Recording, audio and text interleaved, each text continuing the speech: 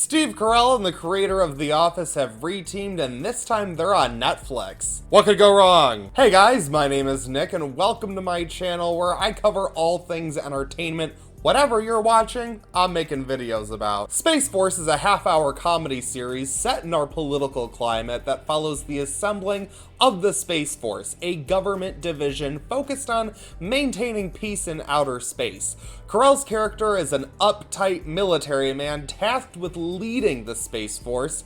Ben Schwartz, Jimmy O. Yang, and John Malkovich help round out the crew. This show was created by Steve Carell and Greg Daniels. Now, Greg Daniels is the man behind the US remake of The Office, Parks and Rec, my personal favorite comedy series, and recently he did Upload, which was how I found out who he was as a creator. I probably should have already known. He's basically the master of the workplace comedy, which is exactly what this show is trying to be, a funny workplace comedy set in the ridiculous world of trying to make Space Force happen, where you can regularly joke about how easy it is to die in space. In my review for Upload, I spoke about how while I thought it had its faults, it succeeded in doing exactly what a comedy series needs to do. A comedy series needs to create an entertaining environment with an interesting cast of characters that you want to revisit over and over again, no matter what the episode is about. As long as you get to see Leslie Knope doing her thing with Ron Swanson,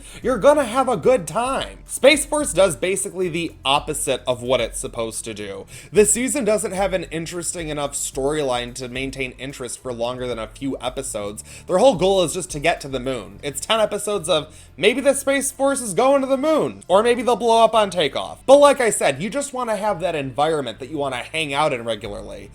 Well, coming from the people who happen to make a paper mill office interesting, it's a real bummer that this show ends up being as sterile as it is. I mean, it's truly about as interesting as you would expect working for the government to be. Not only is the overall environment just plain boring, but some of the episodes became grating to sit through. I mean, these are half-hour episodes. I feel like I was watching this show for about 17 days. Where the show completely falls flat is that the characters are so uninteresting on every level. I don't want to root for any of them, particularly Carell's main character. And while the diverse crew does allow for there to be an interesting cast of entertaining actors that might get a chuckle out of you here and there, as I was watching, I found a pretty huge problem with the crew of Space Force. And that's that the more I watched, the more I realized this was just a copy and paste job from Parks and Rec.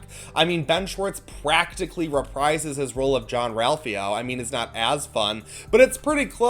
And the more I watched, I realized that Steve Carell's character is basically the Leslie Knope. John Malkovich's character is basically the Ron Swanson, but now he's a gay doctor. There's even a guy who's basically the Jerry or the Gary. They just gang up on him and make fun of him all the time. I just realized that this is exactly Parks and Rec, but as Space Force. And unfortunately, it doesn't carry over the charm. But don't worry, because it only gets lazier from here. The biggest problem with Space Force is just that it is painfully unfunny. They have all of the problems of space travel to work with, and their go-to joke is, Trump sucks. Listen, I get it. This is an entertainment channel, and I'm supposed to be politically anonymous, but I will say, I'm a lefty. And even I was just like, wow, this is incredibly weak, lazy writing. Like, that's all you got? So often they just make these basic ass jokes like, oh, this guy, he's all about old school gender roles, and that is outdated, so that is bad, and this is funny. No, it's really not. And then there's this running gag where Steve Carell's character regularly sings to himself when he's stressed to calm himself down, as if it's supposed to be so hilarious that a man is singing. Could that be hypocrisy I smell? That's how bad this is. Now, I'll give it this. By episode 7, 8, and 9, I did have some fun with some of the characters in some of the scenes at some of the times, but overall, this show was a complete waste of time. Space Force should have been a slam dunk, and unfortunately, it falls completely flat. You have annoying characters in a forced setting telling extremely lame jokes. I mean, if reviewing stuff was my actual job, I'd call this workplace harassment. I'm gonna give Neoliberalism, the TV show, a 2 out of 5. Personally, I feel like I should be giving this a 1 out of 5. I recognize that there is a great cast here that's really trying, but overall, this writing is so weak, this project should have never even been greenlit. For all the excuses that I can try to find to justify this viewing experience, Space Force ultimately commits the #1 entertainment sin.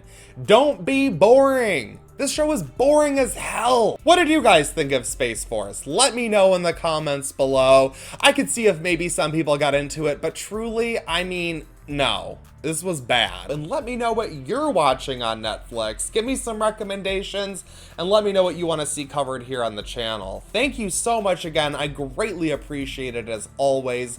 Don't forget to like, share this with your friends, subscribe to watch this now. That's it for this video, but I won't stop you from watching another.